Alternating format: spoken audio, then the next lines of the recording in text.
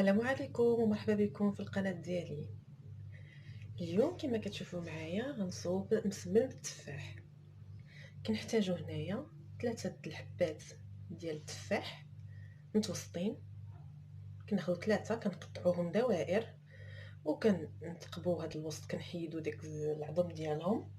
انا هنايا باش حيدت هذا العظم ديالهم الوسطاني استعملت هذه الغلاقه ديال الريحه، هي باش استعملتها باش حيد داك الوسطاني باش يجيني هذا المنظر هكا دائره، وهاد الدائره الصغيره هكا شفتوا. وكنحتاجو ايضا 2 كيسان عنبه ديال الدقيق الابيض اللي هو الفورص. انا هنا واخا ما تشوفوش هذا كاس عنبه راه هو بحالو بحال العبار ديال العنبه. وكنحتاجو هنا 3 المعالق كبار ديال الزبده مذوبه.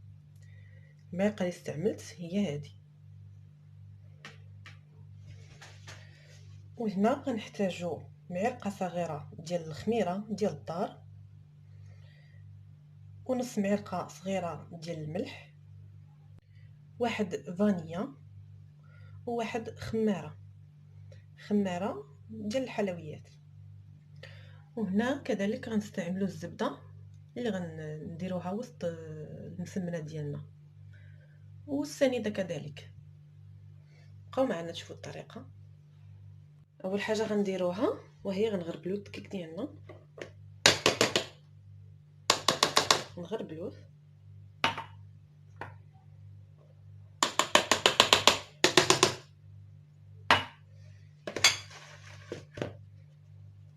غربلناه. دابا غنضيفوا ليه الزبده، 3 معالق كبار ديال الزبده مذوبه.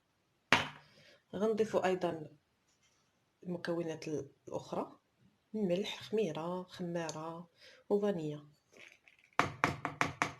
غادي نخلطوا هاد العناصر مع بعض، ثم غنضيفوا الماء دافي باش نجمعوا العجين. دابا من بعد ما جمعنا العجين غادي ندلكوها مزيان حتى تبدا تطرطق لينا. احنا دابا دلكناها، دابا غادي نبداو نديرو كويرات صغار. كما كتشوفوا دابا كملت الكويرات ديالي ودهنتهم بالزيت، وغنخليهم يرتاحوا واحد 10 دقائق. بالنسبه لهاد المقادير اللي عطيتكم خرجوا ليا 9 كويرات، 9 الكويرات اللي خرجوا ليا.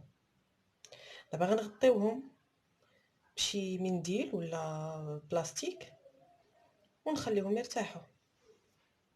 من بعد ما الكويرات ديالنا ارتاحوا غنبداو بالتوريق. غنستعملوا الزيت للتوريق.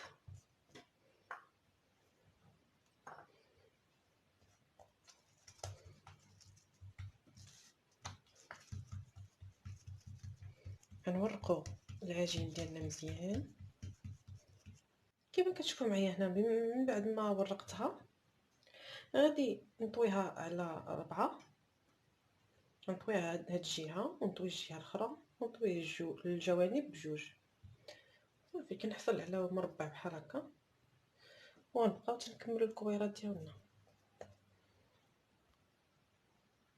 من بعد ما كملنا المسمنات ديالنا كاملين التوراق نخليوهم عاوتاني، نغطيوهم نخليوهم يرتاحوا 10 دقائق.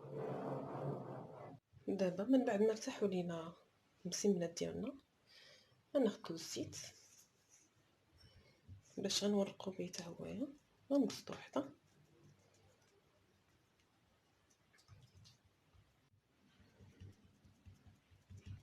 ثم كنضيفو شويه الزبده. هادشي كنحطوه الوسط، نحطو شويه الزبده، شويه السنيده،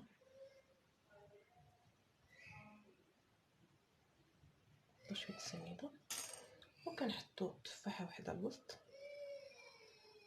كنضغطو عليها بحال هكا، وكنبداو نجمعو هاد الجوانب. كنضغطو عليها بحال هكا، كنجمعو الجانب الاخر، نبقاو تنجمعوها كامله. كنضغطو كنديرو ثقب الوسط هنايا، وكنضيفو كوفيتير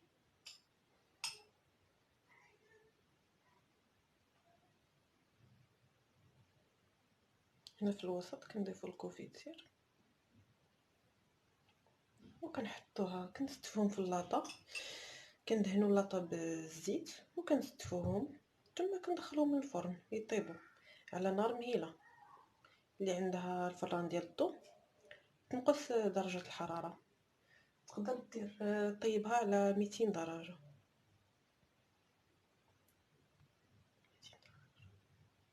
كما كتشوفوا معايا انا هنا كملتهم كاملين، السمنات ديالنا بالتفاح كاملين كملتهم وسخنت الفران، وغادي دابا ندخلو الفران على نار مهيله.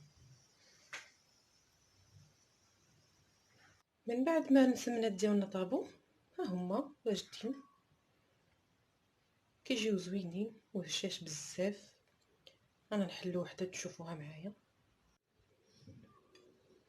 هاكي كتجي كيجيو زوينين. التفاح راه كيذوب، كيبقاش كيبقى يبان شويه وكتجي مرقه، كيجيو رطبين رطبين بزاف، كيجيو زوينين. شكرا على المتابعه ديالكم، وشكرا لكم في الاشتراك في القناه ديالي. الى عجبكم الفيديو ديروا لايك وتابوناو في لاشين، اللي مازال ما تابوناش في لاشين يتابونا معنا. شكرا لكم ونتلاقاو في الفيديو الجاي ان شاء الله.